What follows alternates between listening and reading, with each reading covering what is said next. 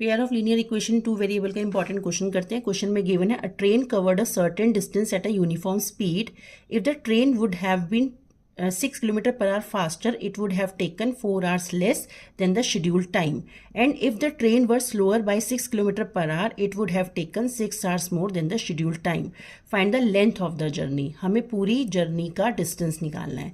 तो सबसे पहले हम ये लेट कर लेते हैं the actual speed of train is x kilometre per our, और उस डिस्टेंस को कवर करने के लिए जो एक्चुअल टाइम है इस स्पीड के साथ वो y आवर्स है।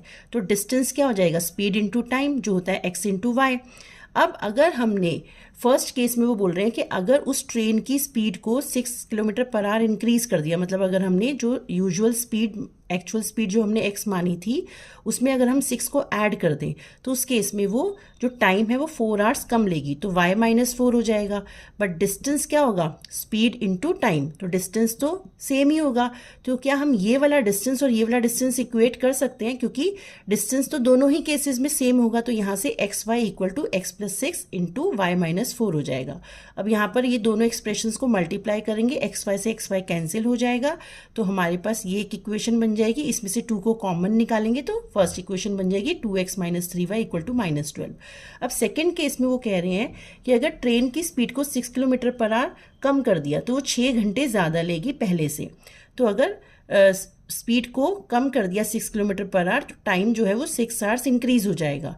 तो उस केस में भी डिस्टेंस क्या होगा, स्पीड इंटू टाइम, और यहाँ पर भी यूजुअल जो एक्चुअल स्पीड है और एक्चुअल टाइम है वो भी x इंटू वाई है। तो उस केस में डिस्टेंस तो दोनों सेम होंगे, तो हमने इन दोनों को इक्वेट कर दिया। यहाँ से भी दोनों एक्सप्रेशंस को मल्टीप्लाई किया, एक्स वाई से एक्स वाई कैंसिल हो गया। सेकेंड इक्वेशन आ गई 6x minus 6y equal to 36, तो यहाँ से 6 को कॉमन लेके आएगी x minus y equal to 6। अब दोनों इक्वेशंस को एलिमिनेशन मेथड से सॉल्व किया, y 24 आ गया, x 30 आ गया, मतलब स्पीड 30 किलोमीटर पर आवर आ गई और टाइम आ गया 24 आवर्स। उसे डिस्टेंस निकाल लेंगे, स्पीड इंटू टाइम जो है 720 किलोमीटर।